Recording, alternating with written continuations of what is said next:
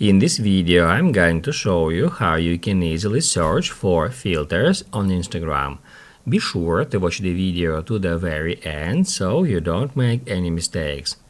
Let's get started, guys, and first off, open up Instagram app. Then swipe to the right to activate Instagram camera. After that, you can switch between stories and reels in that way.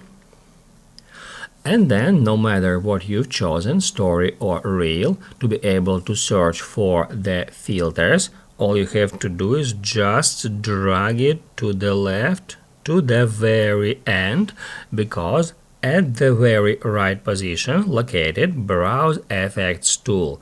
We can tap on it to bring up this pop-up.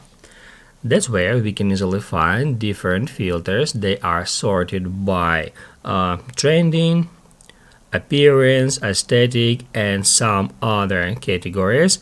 And also you can search for a filter by entering search term. Just hit right here, and then let's say you would like to search for sad emoji. Just enter sad, and that's how you can easily find filters that you would like to use on your reel or story. And then just tap on it.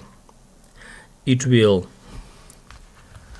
download that filter, and then we can switch to our camera, and then we can apply the filter that we have just downloaded. We can point camera on our face to see the effect.